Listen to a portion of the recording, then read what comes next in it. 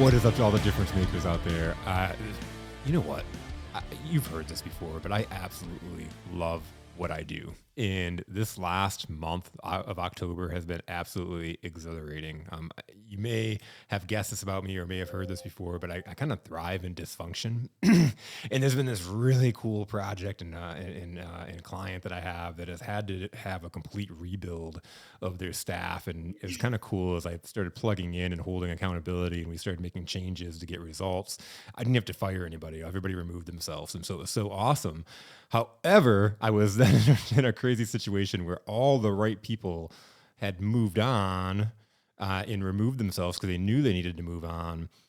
But then we had a company with no employees. And as I was sitting with the owner of the company, I had been introduced by one of my friends to the guest that we have today. And I had brought up, hey, I just met Kelly over at CG Recruiting.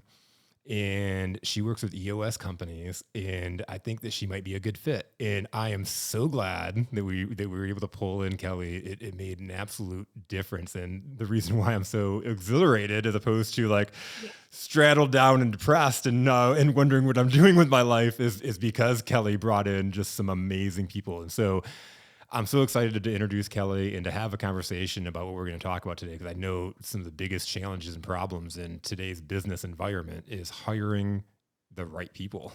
And so Kelly's going to talk about a lot of that today. So welcome. Kelly is the CEO of CG Recruiting Services based out of Nashville. Kelly, coming all the way from Nashville. Welcome to the show. Well, thank you so much. And I first want to say you were an amazing partner to work with. So I appreciate you. That's why we're good. We've got great partners. So thank you. It was a really cool experience, and it was a really cool job to hire for. I had talked to you, I think, originally, and it's like, what's your all in, and trying to figure out what was going to be the benefits for the people that you were going to go out and recruit. And I was like, I've never had a sales situation like this where they're going to get like 300 clients that are actively buying, and they got, that now they get to learn and get their training They're wheels. handed a little bit of a book of business to start with, which is, absolutely. It's not heard of in the sales world for sure. It is not heard of. So it was really cool. But, and you were able to, I brought you in to hire 2 salespeople, and in the midst of it, the operations manager left too. And it was like, well, Kelly, you're here. I know. We were like, it was so, when we knew, first of all, we love working with you. We think you're great at what you do. You're a true sales implementer, a sales leader, and you know exactly kind of the products and, you understand your clients, right? So from our end, we, are always looking for clients that we can work with that understand industries. And I think with that particular client, I felt great about them because I got this email from Tanya. I won't say the name. She sends us this email to your point in the middle of it. And she says, hey, I don't know what you would think about our company, but we've also lost this other employee. And I understand if that makes you hesitate to work with us. And I remember thinking, that's an interesting, very self-aware vulnerability thought process, which is, kind of our core value match for who we work with. So it was an interesting start. And I was like, listen, we believe in you. You're at this crossroad. You've got great people. We'll take it on. And it was kind of, I said, hey, and if you're replacing 2 salespeople, don't you need a really strong operations person? Because they're going to be out there selling.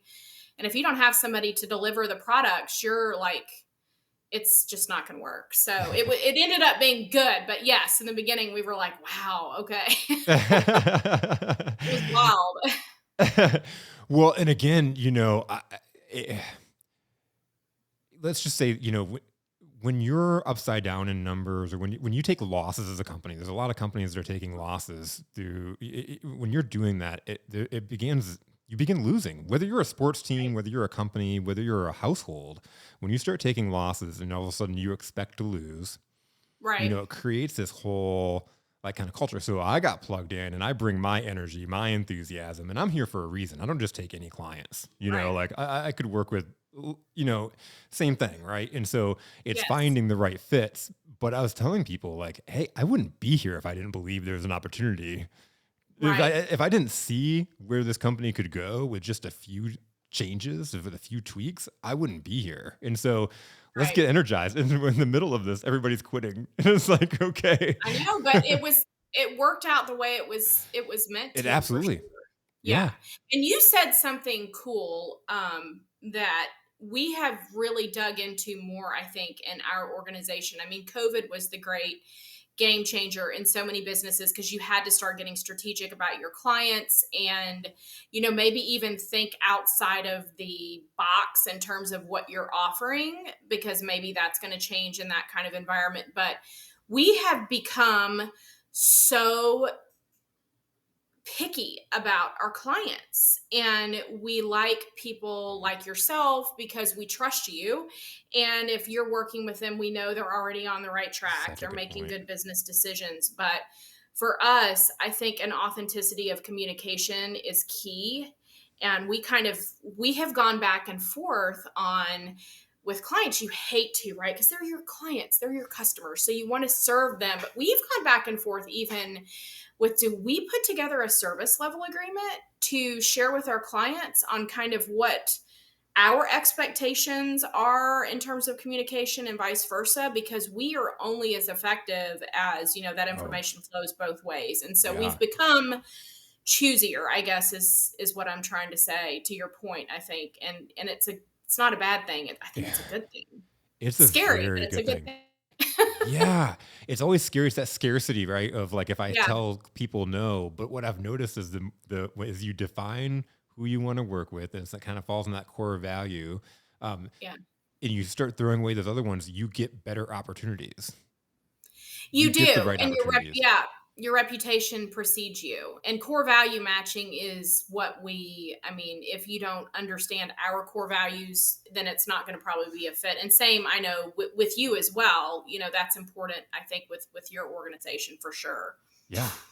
So before we get into, I want to get into more about you in the company, but I just have to say, like, this is just the type of people that you brought into the company. I have these two salespeople that are just knocking it out of the park. I mean, they've already in the last 2 weeks. So it's been last week was the first week that I didn't go to Champaign, Illinois.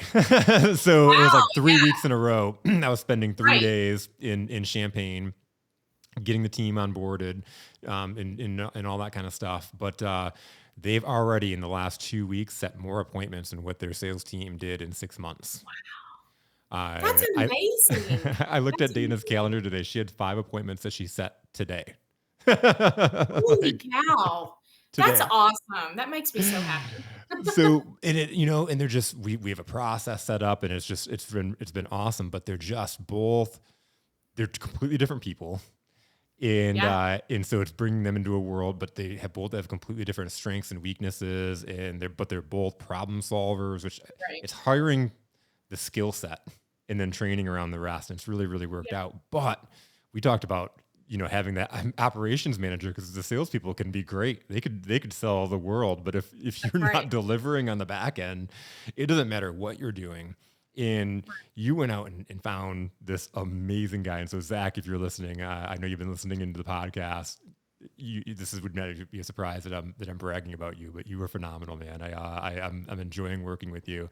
But so 2 meetings ago, the customer service person was like, who's just been at her wits end of, I'm getting all these complaints and all these things. Sure. She in our L10 meeting, she comes to the meeting and says, this is the best week I've ever had here. She was like, I've only had 3 customers call in, period. And they weren't complaints. They were just connecting and touching base. I didn't have any complaints come in this week. This is the best week ever. And then this last Friday, or in our meeting, she was like, oh my God, this week was even better than last week. She was like, I didn't get any complaint calls. She was like, I was busy all week, but it was a good busy. And she was like, I was Yeah. getting people calling in and giving me compliments. And she was like, Yeah. but it just comes down to Yep. processes being put in place, having the right person, having a person that sees, doesn't think about the problem and who's at fault, but thinks about there's a Right. problem, what's not working, and decides Yeah. to fix it, right? And all of a sudden there's communication, there's processes in place, and it's watching the company flow.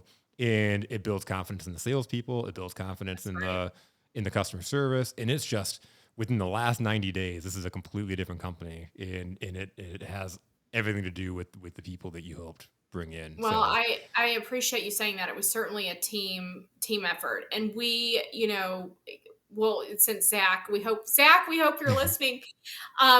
He had and has such a true servant leadership true, yeah, mindset. yep, And I think if you're in that role, it's one thing to manage a process, but somebody that's willing to come up alongside anybody on their team, do their job, help them, you know, mentor, coach, all the things, get dirty with them.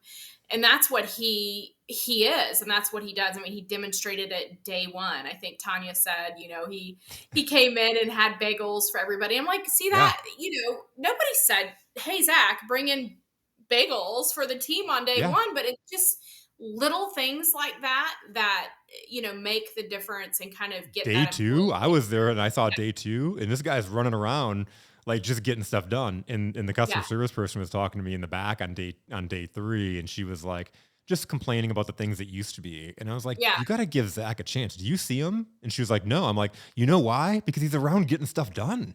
He's putting yeah, things in place. And yeah. I'm like, the times I've seen him, he's like working, and within a week, you're You noticing saw the that, changes yeah. already. Yeah, that's amazing. What a great team, and it's such a great success story. And I have not spoken to the president, the owner, in a little Yeah. bit. But last She's out of time I town this did, week at a conference, but yeah, yeah. Last time I spoke with her, she was just like, you could tell the weight of the world had been lifted, and yeah. there was this general feeling of just hope, and this is Yes. fantastic, and I feel great, and my team's performing, and it's just really right person in the right seat. I So shared this with the that's leadership team this morning because she's gone today. She's at a conference all week. And she said, okay. normally I was talking to her Friday evening, giving her a breakdown of what was going on with the sales Right, team and whatnot. And she said, she's talking about the conference, and she's like, this is the right. first time I'm going where I'm like, I'm excited because normally I don't have the team that can implement the stuff. I can go back and get all the ideas in the world, but it's having the confidence that you can take it back to a team that can carry it and get it done. She's like, this is the Yeah, first time I'm going where I'm like, I can go and really truly be a visionary and like yeah, and bring back things that I think will take us to the next level because I know I have the team in place that can get it done. that's exactly right. Yeah, I love that. I love that. We've So got Yeah, go ahead. I was going to mm, say we've got another client that's kind of right on that impetus as well with just brought a game changer in today. Amazing. And I'm excited to hear that same transformation story. So it's good. Yep. isn't it so much fun? I love this work. It's so much fun. It's again, No, I do too. I do too. I feel energized by it. Our whole team does. Our director of recruiting, Lee Masters, is amazing at what she does. She's not just functionally a great recruiter, but she has that innate sixth sense, behavioral sense, because a resume is such a small, if not unimportant, yeah. part of someone's job history and performance estimation. So she gets it too. So it's important. There's so many questions, but I want to start it and let's focus on you because how did you get to where you are? How did you start CG? Kind of give me that backstory. Okay, so I'm gonna give you Reader's Digest because it goes like this. It just so I went to school and majored in history and anthropology because I was in law school, and if you're in law school, your undergraduate degree just didn't matter. So have fun because you're not going to have fun in law school. Did that, went to law school, and was just a few months short of graduating. And I had at that point, first of all, I worked and put myself through college, which I I think is great. I mean, I hope my children don't have to do that. It's not for everybody, but it does kind of get you ready for real world, right?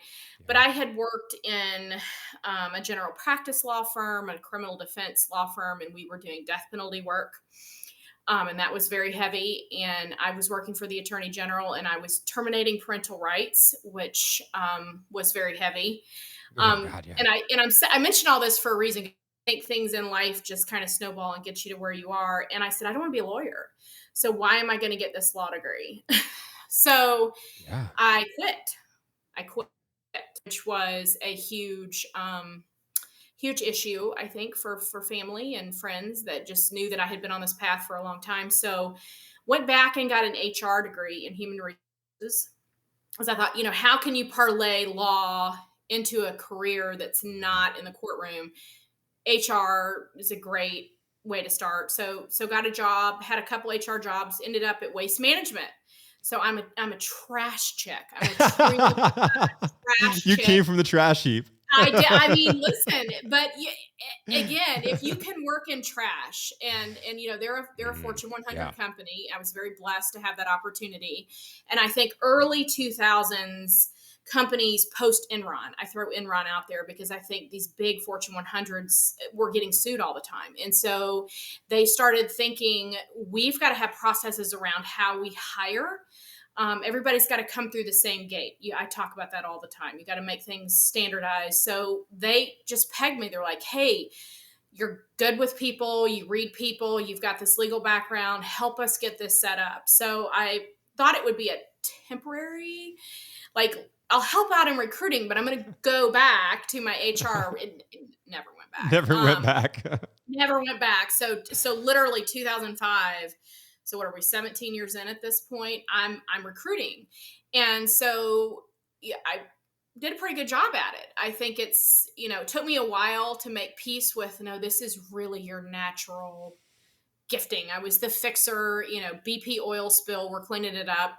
I'm going down to help organize it. Like, just it naturally Yeah. fell into it. So um we had kids later in life. I think I've shared that with you before. So we had a 1 and 2 year old in 2017, and I was just traveling too much. It was just, it was too much. I was on the road. I had 7 states I was responsible Mm. for, and left. And we started this company shortly thereafter. The C and the G are our children, Charlotte and Grant, because I was like, That's listen, we awesome. all work for, hopefully, for things outside of ourselves like our kids. So ended up in it. It's funny, a lot of the senior leadership at Waste Management has since left. I mean, like any big company, everybody changes Yeah. now, but they've other waste companies. One is now a COO at an interior design firm. His wife is like HGTV.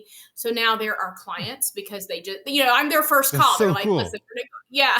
So we've got this bevy of clients that come from waste, that you got from law school. So my point is this, like, you have all these life experiences that you think are going to be disappointing, Mm. or you might disappoint other people. But the reality is, like, you may not understand what purpose that is for until many years down the road. And I look back now and I'm thinking, all of those death penalty briefs and crazy mamas and days sitting on top of a landfill, smelling trash, like, it's the perfect storm for where I am today, where our company is. So it's, yeah, that's the Reader's Digest. That is so cool. And I say that all the time. Like, especially as I've hired young people over the years, it's Right. like they're in such a hurry and they feel like they've got to have these XYZ accomplishments by the age of Yes. 25, 26, or life is over. Right. And it was like, I didn't know what I wanted to do in life until I was like 30. And Yeah. I got into sales because, like yourself, I was paying my way through college, and I needed to find a way to make more money that had less to do with the time of hours Yeah. I was putting in the day. And so I'm like, if I Right. can make commission, I can make more money than what I can put in hours. I can pay my way through college. I never, in a million years, would think that I would still be in sales right now. And not only that, but coaching in leading teams. Right? Like, I would Yes. never have thought that that's what I would have fallen into.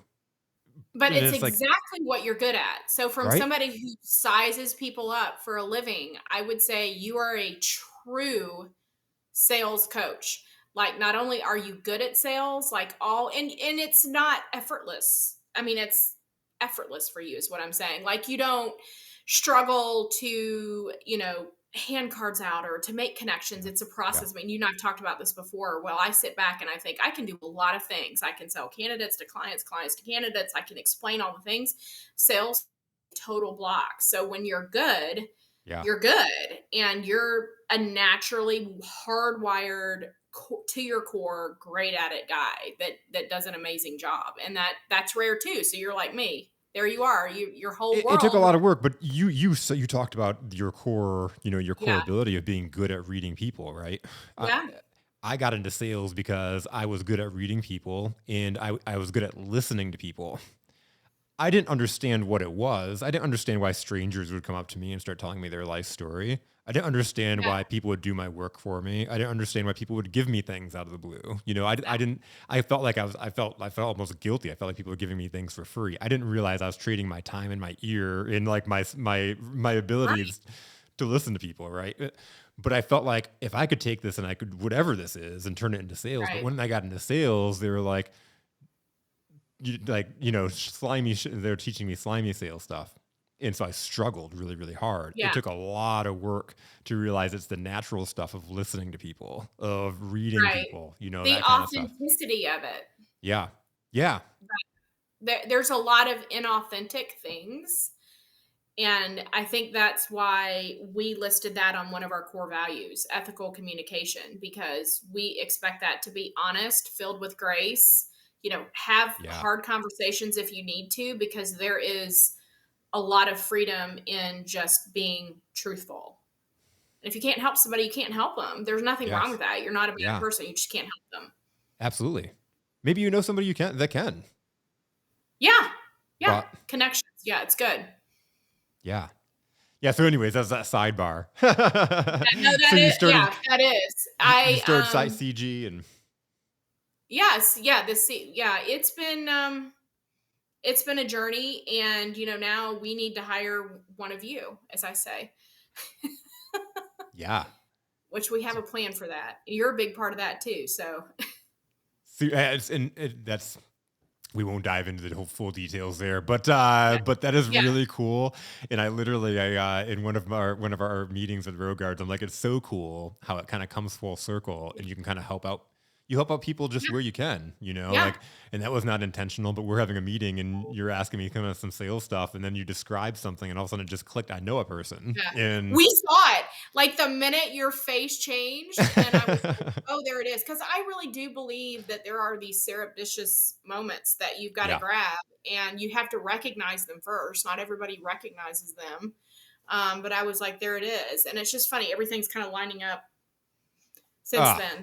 It's all yeah, good. Yeah. family trips and everything. It's insane. It's Yes. insane how everything Yeah. kind of just lines up that way. But I was telling Yeah. my wife that the other day. It's We're really cool. excited. It's really cool how life works. But we talked about this in building those relationships. You talked about even me and people like myself, but Right.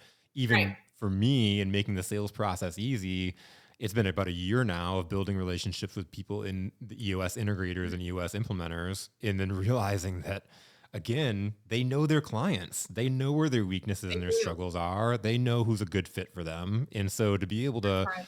kind of build relationships with them and let that kind of be an organic Absolutely. process, has been so much easier than going and trying to find a business and try to hope that they're a fit, then hope that they're ready to be coachable and can grow and that you can get a seat on their leadership team to be able to have a voice and, just a lot of different Yes. things. It's made it a whole lot easier, but it's those power of relationships. They are. And everybody has a perfect match with somebody. You're great with some of your clients. We have some integrators that would be better with different. I mean, it's just is what it is. Yeah. Yeah. It's perfect. Absolutely. So how did you, as you started this, how did you kind of get into that EOS world or start building those connections? Well, it's kind of another provincial thing. So our neighbor, who is actually a friend of ours now, we've lived in our home since 2007, is an EOS implementer. And so, they would kind of talk to us about EOS. And I frankly was intrigued by, I guess we should say, entrepreneur operating systems, Yep. um, because I really liked that principle of right person in the right seat. So for me, that has always been my kind of my philosophy around hiring, and there were times that philosophy was acrimonious to folks at Waste Management, and I not calling out any names, but I mean there were times I think where they wanted a leader. They would say, we want to hire a leader, somebody that can come in here and just lead the organization. And I would always be like, no, you don't. You have processes for processes, and then you have a process to meet to have a process. Yeah. And you're not really in touch with, a leader's going to come in here with some original ideas, some energy, and this is not the place for them to plug that in. You need a leader from the sense that they can motivate people and keep people in line, but you don't want a general. Yeah. You don't. Yeah. And so I think understanding what it is your culture really provides for someone is a key part of getting the right person in the right seat. So for us, that was our EOS journey. It was an easy thing. Like, we already think like this, like, absolutely. So we're almost 2 years into it now. Okay. And so I guess we're, as they say, graduating soon. So was Nice. it 2 years, and then you're kind of like on your own. But yeah, it just worked perfectly well with our own core values. So it was an easy, yep, check let's do it. So then, like, as far as like plugging in, just then is a natural fit to plug in and work with integrators and implementers as far as working with their clients. Right person in the right seat is a real thing. I Yeah. think still this philosophy that, well, this person has this degree, maybe from this, even this jazzy little school. And I have in my career, and I say this all the time, like, dead horse. A resume is, in my opinion, less than 10% predictability for the person, because I have seen people that, you know, probably paid a good price to have the resume put together, and I can meet them, and 10 minutes in, I'm like, oh my goodness, this is no way. And then I've seen Yes. people that just have a horrible Horrible. resume, crazy different fonts, and you meet with them and you're like, well, and Yeah. we have those tough conversations. I can't tell you how many times, Jason, Lee and I've gone back to a potential candidate and said, and some of them you've worked with, and said, hey, you're awesome. I don't know where you got this resume from, but I'm going to do you a solid. Here's what you need to change, because the bottom line is we want to advocate for you, and we want you to be in a position to put your best foot forward. It's unfortunate people put a lot of value on this piece of paper, like, let's get this right before we get you into the client. So we'll do that like that, because it's important that they present in a way that we feel is truly worth. So that's a whole conversation, I know, but it's true. I mean, it's really, yeah, you got to dig in there and figure out what people's values are. Well, and again, there's a lot of recruiters out there, right? It's a very competitive industry. But like, for example, when I was talking to Tanya and I brought up, hey, I know these people, and I just Yeah, and I talked about recruiting, she was like, we've used recruiters in the I past, know. and she was like, it just seems like we pay them and they just put an ad out there and then they bring us people and then we have to interview them. And I was like, that's not what Kelly explained in her when we talked. No. So reach out to her. And she Yeah, came back. She we was like, get "Oh my that god, all the time. I think there are a little bit of there's recruiters have a bad reputation. Let's just say it. I'll say yeah, it. I have no problem saying it. Recruiters have a bad reputation. And our team is probably at least once a week, both from clients and from candidates, because we view them both as as clients, clients, yeah, that this is the best experience I've ever had. Oh my God. And so I've started hearing it so much more now. And I'm sure post COVID, there's a lot of like resume swapping going around. I've started digging a little bit on that just for my own, like, I'll be like, well, what is your experience? Like, how is that, help us understand? Because we always want to do a great job for everybody. We want them to feel valued. Communication is key. If I say to you, I'm going to follow up within a week after we send your resume to the hiring manager, I'm going to call you before that week's up, and I'm going to tell you, hey, they haven't reviewed it yet. I'm going to follow yeah, back up in 2 days. Like, yeah. it's not that hard, but I think, yeah, we get that feedback all the time. And we don't really run ads. We don't. We go out there, and all the more reason to be picky on the front end, right? Because if we're going to go out there and truly headhunt someone, Yeah. which we do, I'm not going to feel great pulling somebody off of a job that, may have been there 10 years to provide for their family. And then it's a horrible It's a match. I mean, horrible match. it's a horrible match. You've got people angry at you from every which direction. Yeah. So You literally it's disrupt a important. person's life. You really can. Yeah, absolutely. And so for us, I mean, kind of full circle back to how we select our clients, we have pretty intense conversations up front. We've had to terminate people a couple weeks in because we just started thinking about it. And I'm like, there have just been some things we can't represent. This is not our brand. Our brand is authenticity, and this isn't it. We got to go, Yeah. which is scary because you're walking away from revenue. But I would rather sleep good because everybody's happy and it's a match than I would to just generate more money. Well, because your name and your brand does mean something, Yeah, and again, it's outside of just being able to sleep at night. If you compile those relationships that are not good fits, that's right. watering down what your results are. That's exactly right. That's exactly right. Well, we had this client earlier in the summer, and I don't know, Jason, like sometimes you talk to people like you and I feel like instant connection. We're good. We read each like it's good. Yeah, And yeah. there was a little hesitation, but I couldn't put a name on it and I didn't have any reason because it was a referral. It was a referral. I couldn't put a name on it. So anyway, we took the client on and talking about branding because this is kind of an important story around that. And it was a tough, I mean, it was kind of like the purple squirrel unicorn position. They're very difficult to fill. You got to have lots of degrees, lots of certifications. Okay. So we go and find, we, headhunt someone, and they had an offer on the table. And the offer was, I want to say 200 plus, like it was high offer, Yeah. in hand, like not just, hey, I might get an offer, like they had an offer letter. And so we, in our, true hustle, because Lee and I are kind of hustles, like we get them interested. And so we send them on to our client. And, she's going to pause the offer. She's going to like hold on the offer, talk to our client, see how it goes. 3 interviews with our client, which is always crazy. That's a whole other thing.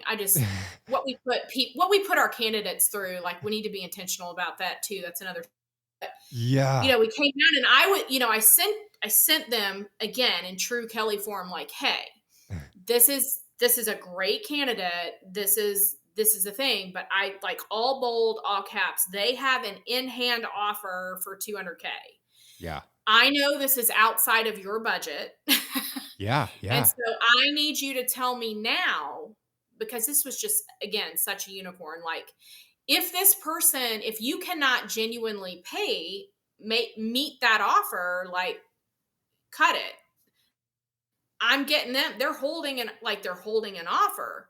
Oh Yeah. yeah, for the right person, we'll do it. So 3 interviews later. So you think about that, like hour-long interviews. So 3 hours more of the time over a week. And the offer that was presented was like, I don't even remember, but it was under 100,000. 100,000. Oh. Oh. I I remember just reeling because I thought we could not have been clearer, and now you're messing with our brand Yeah. because we brought and we told you. And it's obvious that they're like, well, we just can't afford that, but we didn't know that till we interviewed them. You did know that before you interviewed them. You did know that. And so that was just, I won't go, That's but I ended up over calling. $100,000 difference. If you can pay somebody that or not. I mean, and, and this was, anyway, I Yeah. called the owner and it was a very acrimonious conversation, but I was just like, you can't expect people to want to work with you when your branding is not authentic, and that's at the end of the day, that is where the rubber meets the road for us. We had to have a discussion about it, and it became a little bit of an acrimonious conversation because I don't know that anyone, and maybe it was their recruiter experience before, but had ever confronted them with hey, this isn't okay. You can't Yeah. say things that you're not upholding, and you can't expect people to fall in line to something that you can't provide. Like, it's just not okay. And I've since heard there's been kind of some more fallout, but that was a challenging moment early this year, and that was a lot of money that we walked away from. But I was like, it's the right thing to do. It's 100% the right thing to do. Oh, well, I mean, just how that has to feel when you have that person in the room, like, and they're so far off, and they had that offer. That's crazy. But as you were It was a talking about nightmare. this, it reminded me of the like steps in the process that were just phenomenal. Was the fact that you do communicate very very heavily. You know, you talk about the Yeah. having the two clients and you know the company and the candidate, right? And Right. I felt you very much on both ends. You know, working with both people, but being very communicative about it. In I know for me, it was like putting together a compensation package. That's one of the things I was putting together before this all even happened. And so to be Right. able to Right. sit with you out of the gates and be like, all right, this is what we're thinking. What do you think? And to see your face out of the gate is like, okay, I felt that way too. Let's move it. And then throughout the process, you were able to have those conversations with people and really get a good understanding of what they'd be happy with. So there was no awkwardness, you know, at the end of, Right, like, you've gotta cover all things up front, and sometimes that means adjusting your expectations both yeah, ways. So, yeah, like, in our situation, totally understood budgets, I mean, totally got that, total respect, but I was like, "Okay, well, let's get creative." I think you want and we do this all the time, like, you may think you want this one thing, but if you get something a little bit less that matches your core values that you can plug into and train, that may be your sweet spot. So I think that those conversations, I don't know what other recruiters do. yeah. I don't know, but for us, that's important. I think we try to be very transparent on the front end. That's key. It just made me feel confident that we were going to find somebody. And then it was you talked about you and Lee being ninjas. It was like I remember there was one conversation that was the night before that was like, oh, we're really having a hard time finding sales We candidates. were. And then like literally 6 hours later, it's like, yeah, we popped out 5 interviews, and we're like, I don't even know. Well, It was it was weird. Was that around? I'm trying to remember, Jason. Was that around a holiday? It might have been. it was probably in September-ish, Yeah, it maybe might have been Labor Labor Day. Day, which we Yeah. always say around the holidays, trying to hit people up with emails and all the things is challenging. But I just remember we had put so many hooks in there and we're not getting any buy. We were at this point of frustration. And, we always send a weekly activity report, Yeah. with listing everything we're doing. Cause again, communication is key. And I'm just like, how are we not getting, and it was like, yeah, in a span of overnight, Lee and I are like, oh my gosh, we got all these things. Holy cow. Okay. Okay. So then it turned out that we had more than we needed. I mean, we had certainly the gentleman that you liked, and that ended up being Yeah. he had another job offer, which Yeah. was Yeah. great. But Yeah. it all It worked all out. worked out the way it was supposed to. We had Yeah. three amazing candidates in five total that we interviewed that that were solid. Yeah. That you found again out of nowhere because it was like we're having trouble. All of a sudden, you had all these people lined up. Yeah. Yeah. We just turned it up. And I think sometimes that's what happens in our world. Jason will put all will just we'll turn over every rock we can looking for something, and then all of a sudden it'll just start coming in, bam bam bam, and we're like, okay, here it is, the harvest has come. Let's start looking and seeing, and and we'll tell somebody, hey, we that's not a fit. Like our first gentleman, I was like, yeah, I so respect you for Yeah. being candid, and I want to be transparent with you. That's not going to fit for our client. Yep. um but great connection, let's keep in touch and all the things. So Yeah. it worked out. Yeah. Yeah. Yeah. And he still, I see him, he comments on my LinkedIn posts and stuff like that. So it's like, it's one of those things. He got a good offer, right? And so it just Yeah, didn't he work out did, there. in a Yeah. totally different industry. It was an Yeah. odd, but I was like, "I get it. I mean, if you're gonna get six-figure base, go." I mean, Go, go. nobody's going to blame you No. for an opportunity that you have in your hand. Like, Yeah. let honor what your needs are, and all we ask for is transparency. Like, you can have tough conversations when you're just honest. So I was like, "Yeah, I get it. I get it. Now we've got plan B. It's good." It was just, and just to emphasize this, it was really cool because as a hiring sale, I've always hired. I've Yeah, hired for years in sales roles, and I've had to be the person to go find the people, and so I know how nerve wracking that is and how it painful that is. is. And so to be able to sit back and there was that one little concern in that email of like not finding anybody, and then within a few hours you're like knocking them out, and it was like magic. I didn't see what was happening in the back end. You were just pulling Yeah, all these unicorns out of the pasture, and it was like, this is phenomenal because I know how much work I'd have to put in, how many days this would take me to do. yeah. It worked out really well, and I think, again, you were a great partner in that because I knew you were really working with them to get their compensation package. We knew, we had a gift to give them. I mean, we can call it a gift, right? A Yeah, book of business coming in, which is rare. And so, yes, salaries this, but there's such an upside, and there is, continual income in products, and so this can grow. And point you are selling kind of long-term picture to people. You've got the culture fit, and then long-term opportunity is that's kind of our order candidates. Like, here's culture fit, here's long term abilities, and it was an easy thing. Like, we did great, working with you and you explaining all that to us. I'm like, that's a great, we couldn't have done that without you, that's true. kind of in Yeah, the yeah, background saying like, yes, this is true earning potential. This is what you're gonna, this is your gift coming in the door, and this is, where it can go. Absolutely. that's super cool. Worked out Yeah. great. It was a super awesome team and I loved it. team accomplishment I'm gonna have to make accomplishment. a But trip up there. oh, you really should. Yeah, it's really cool. Again, we had a quarterly meeting a few weeks ago, Yeah. and so I came on. I first started with them in July, so I was there. I was there for a couple weeks before we did our quarterly, and it's just a night and day, just night and day Wow. difference. It's insane. It's really really Yeah. cool. The energy is contagious, I hear, Yeah. which is good. So Check in with Allie, and so it's good. oh yeah, have you checked in with her? Yeah, they love Yeah, it. she's It's she is awesome. she's a really good fit. And like the furniture piece and just that she's just really a natural fit for that position. It's fun watching her, and it's fun watching her self I know, confidence come up. but you're a big piece of that, so I would push that back on you and say, you coming in there and plugging in and saying to her, "This is what you can do tangibly, like, let me show you the things, like, this is where you can go." That's a Yeah, huge part of why she's successful, so you gotta put yourself in that seat too. I mean, I'm not kidding, like, it was a yeah, team effort, yeah, yeah. 100%.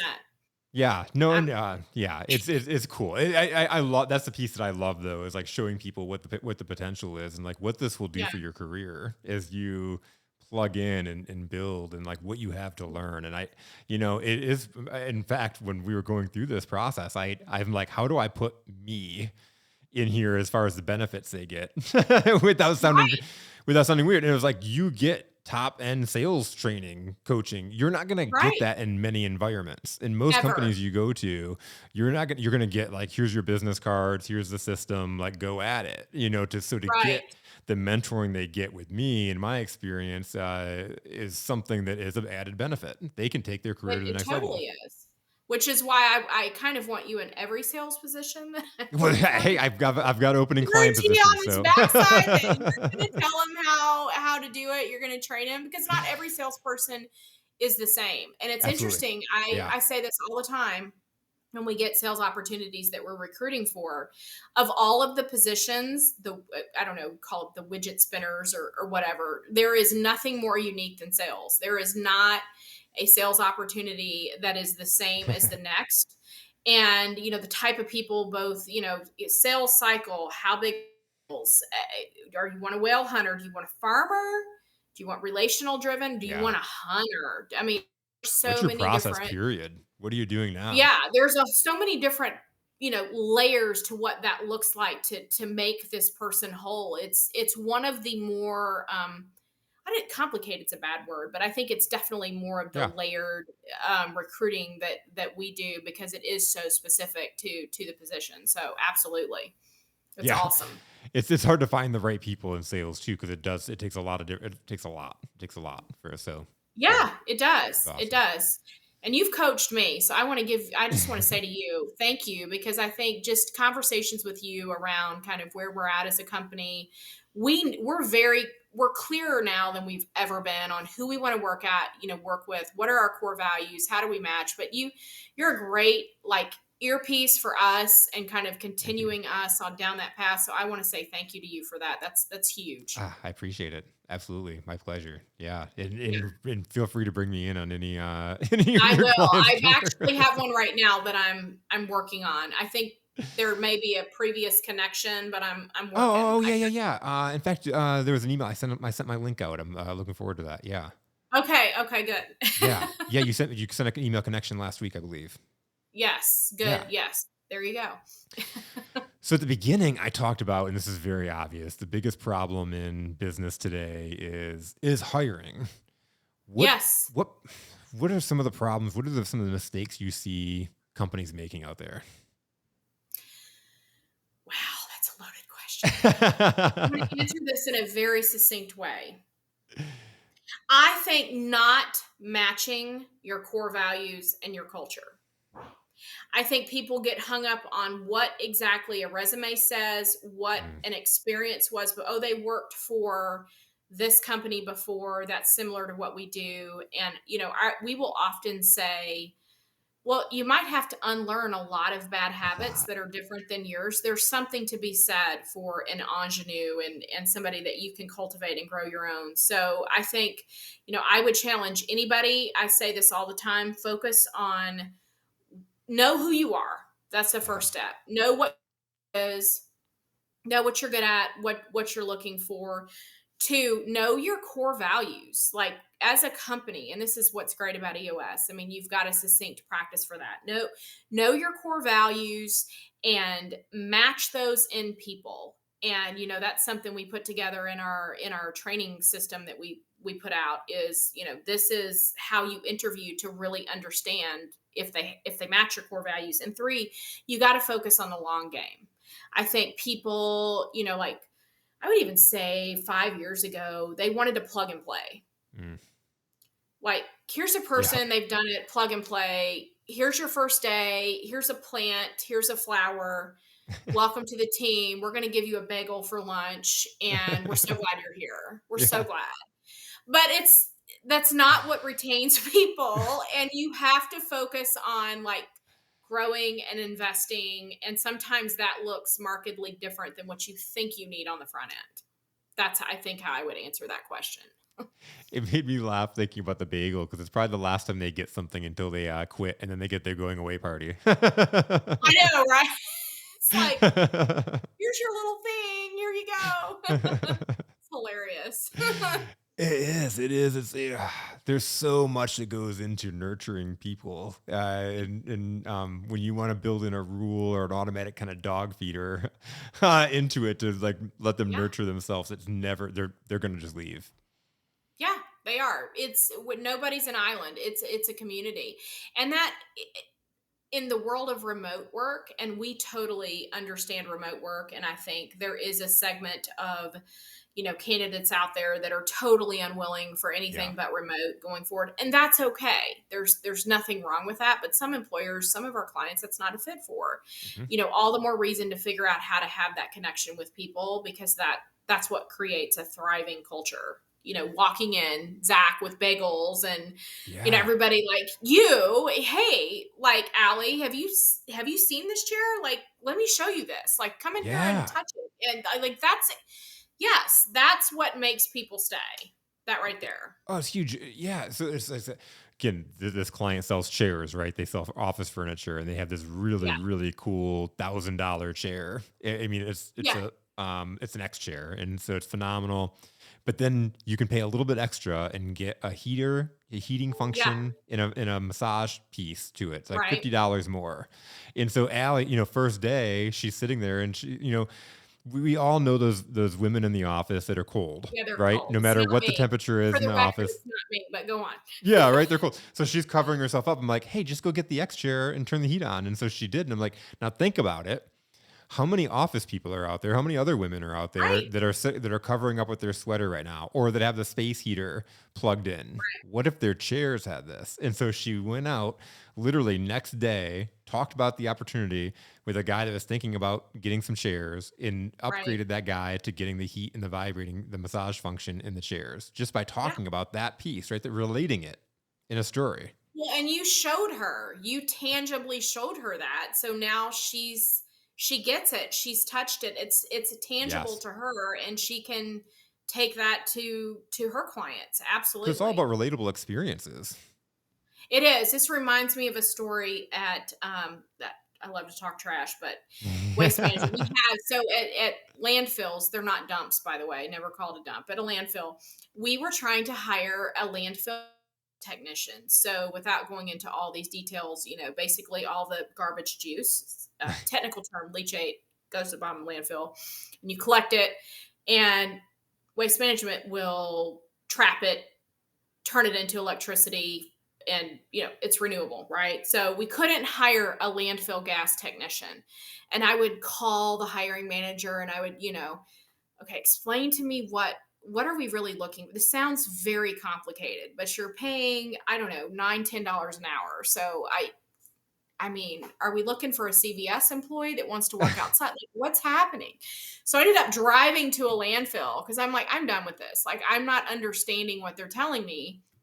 And so I went to a landfill. He's a great guy. I still talk to him, and I was like, all right, I'm putting boots on, I'm putting a hat on and a safety vest. We're going out there. I want to show me a gas well and show me what you're doing to the freaking well so we can figure out how to, like, so I can tell people what you're doing all day. And it changed. I was like, got it. You're plugging the computer in, you're getting the reading, you're printing it out, and you're putting it in the OSHA log. Got it. That I can do. But I didn't understand it until I Yeah. had an opportunity like Allie to sit in the chair and you know, and have that ability to describe it to somebody. So that's so In important. order to sell it, Training, you have to experience it. yeah, yeah. Training is that's the whole part of it, right? That experience of it for sure. Absolutely. Love it. Absolutely. So you mentioned, okay, so we've talked a lot about recruiting in you plugging in, helping people find their people, and you briefly mentioned it here. How do you help people that they're just having a hard time? They're having a hard time interviewing. They're having a hard time identifying their core values, but they don't necessarily have enough money to hire you to come in and recruit for them. What do you have Yes. out there? So we kind of in light of that, we put together a 12-step, 13-step onboarding. We call it the unofficially official hiring and interviewing playbook, and it's a subscription service that we have, but it's really for people. I mean, if you don't do it every day, you don't know. Yeah. So here's how you identify an opening. Here's how you do this job description. Do you know the difference between a job description and a job posting? Because they are two totally different things. So we tell them what that is. We tell them how to set up their interviewing and have it be legal and Mm, effective. And then we also have I put together a whole, it's copywritten, a whole system on how to pick your interview questions that will help you determine whether someone's core values will match yours. What are their mm. behaviors? Those behaviors will indicate a skill. Is this a soft skill that you need for work? And we give you examples of questions that you can ask that will drill back down. We have a whole chart that we put. And then how to onboard and pipeline. You'll always hear me talk about pipelining talent. Yeah. How do you as an organization keep your eye out for future talent and keep them engaged? And so that's in there as well, because that's the only way that you're going to continue to grow. You stay ahead of that curve. So that's important. Yeah. And it's on our website. It's the links on our It's website for so that. cool as you talk about this because we've talked a lot about sales so far, and I remember I was with a client a few months ago before I started with this client we've been talking about, and we were in the middle of a L10 meeting, and the Right. director of operations was talking about going through the hiring process, and I'm like, oh my god, the hiring process is a sales process. Like it's It literally totally is. you're pipelining them, you're Totally is. following up, you're And qualifying. I say that in the training videos, not to sound cliche, but I'm always like, this is an employee's market. Employers, this is not your day. Take a Yeah. seat. Yeah. It is an employee's market. They can name their price, they can go to work anywhere. So you better have your Tinder dating profile like tip top shape. Like it's a dating situation. I mean, you think about it, right? Like you have your first interview, your first date, and then you're waiting and trying to figure out, when you're going to call them again. You wait 2 weeks. Is that candidate going to be as interested as they were 2 days after your first date? They're not going to be. No. So when you kind of shift your mindset a little bit, not to sound cliche, but we're all dating our Yes. next candidate. And so you've got to be on top of what that looks like.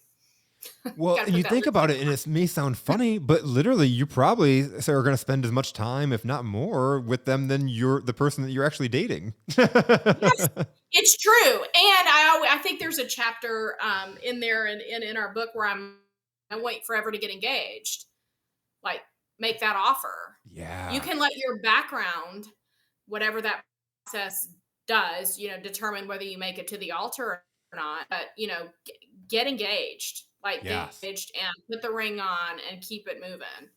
So, Sales and sales and marketing in this yes. piece altogether, right? Because I've seen so many people with their job descriptions, and the client that we're talking about, they sent me their job description. I'm like, okay, this is going in the garbage, and we're going to build a Yeah. new one because Yeah. nobody's going to look at this and say, oh, I want to work for that company. No, you have to lead with your core values. What does your Yeah. dating profile look like? Here's our core values. Here's what makes us good. And then I say, listing your um, job requirement should be the last thing you do because you need to be excited about, coming that piece before anything else. And then I also say, and this is my other soapbox, you think that all of your requirements are requirements, and I'm saying they're preferred because when you put yourself in a box of being a requirement, if you hire somebody Mhm. that doesn't have that requirement, you Ooh. open yourself up to an EEOC discrimination. So be Okay. real Yeah. clear on what you think you want and what you actually need because that trips a lot of people up too. We talk about that in the system. Yeah. That's so. How many? This is a question for you. How many companies do you see in sales that list that you have to have like a college degree? And then how many people Way actually too get hired that have way, a college way degree? too many. Way too many. And I'm always like, I appreciate a college degree. Look, Yeah. I have several. I mean, I appreciate a college degree, but sometimes the best hustlers are on the street. Yep. Like they did not have the life experience or the blessing to go to college. So, if you're in sales, you might want the person that's been out pounding the pavement because they're probably going to bring a little bit more thriving and necessity to what they do. Yeah. So Yeah. it's a little bit more innate than it is, an alma mater. Not to knock a college degree, but And like, again, you know not what to I'm knock a saying? college. Hey, again, there's a lot that you pick up from college, and I've had this conversation in the past in Yeah, the show. And if you want to be a doctor or a lawyer and stuff like that, you have to go to college, right? To be in right, sales, there's not anything necessarily that you're going to learn in college from school itself that is right. going to teach you to be a better salesperson. That's Uh, exactly right. And in fact, a lot of these people come in and they think that they're prepared because they've had all this college and they've actually learned all the wrong ways because the people that are teaching them have never done sales in their life. Right. Yeah, it's true. Yeah, they just come in and sort of expect it all, whatever, whatever. Yeah, it's true. One of my favorite stories, my brother has this mentor, and this guy ended up, are there Big B coffees down there, down in Nashville?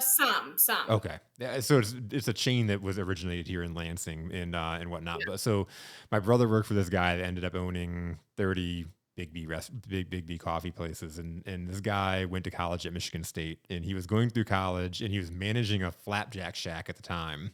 Oh, wow. And he told my brother this story about how he went to the college professor and he's only a few credits away from graduating from Michigan State with his business degree. And he asked his professor, he said, hey, he was like, every time I use advice that you've given me in the class, it seems to fail. Right. Every time I do what my natural instinct tells me to do, it seems to work out. Right. Tell me, why should I finish my degree? And the guy told him, you're never gonna succeed. And so Muhammad dropped out of school that day and now owns like he owns the most Yep. amount of Big B's in the Well, franchise. Bill So Gates didn't graduate either. Bill Gates, Steve Jobs. Uh, Steve Jobs and Facebook. He dropped Oh out of yeah, Harvard. Zuckerberg. Yeah. Yeah, Zuckerberg. I say I'm Yep. just drawing a blank. Yeah, yeah. We have lots of examples of that for sure. It was, and yeah, this is a totally different subject. But then you just look at the out of the box ways that people can make money now. You can be a Yeah, YouTube influencer, an Instagram influencer, and yeah. that's I think adds to the elements of you have to be on your game in order to Right. attract people because they can find a way to sit at home and make money, and it doesn't involve the traditional of working in a company. So, what are Well, your and I'll core say values? Why would that person want to come work for you? and I say this too. You're exactly right. So, Southwest Airlines, and I've read this somewhere, so I can't quote where I read it from, but I read it. So they were having trouble keeping customer service representatives, which I believe as a frequent flyer. Yeah. And so they lowered their expectations to high school diploma. You could be 18, $25 an hour to start, no experience, and you get full benefits, including flights anywhere in the continental US. Wow. So we share that with all of our I was gonna clients say I've heard because that I'm before. Oh, yeah, like, that's right. You shared it with me. I think I did. I'm Yeah, like, you did. I mean, I hear you, but you can make $50,000 from your couch for an airline company. So I just want to level set expectations that you've got to be real clear on what makes you jazzy. And we got Yeah. to really jazz the jazzy.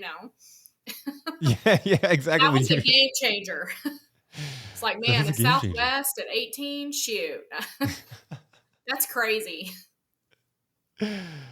Yeah, it's the biggest thing though is I hope people listening understand is that if you want to hire the right people, you have to one understand what that looks like. What is your culture? What do you Right. tolerate? What do you value? It's true. You have to know that. That's if you don't know that, then you're not going to be able to match people in the door. I mean, it would be like dating without knowing your eye color, your hair color, or even the sport teams that you like. I Yeah. mean, a great analogy. So, Yeah. you want somebody athletic and you don't even have a team. I mean, how's that going to work? You have to know what you like and what you need and match that. I mean, that's Ooh. exactly the way we approach everything. What you need, I think, is probably stands out there too. How many companies just Yeah. hire and then hire the wrong people is not what they need. Sometimes you put myself out there. I'll be vulnerable for a second.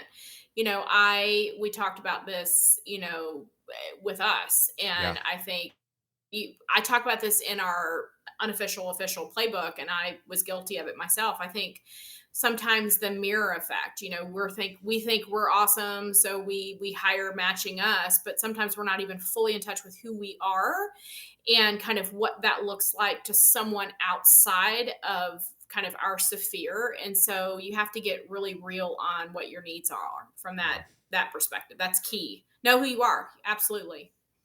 Yeah. Ah, it's huge. It's huge. Awesome.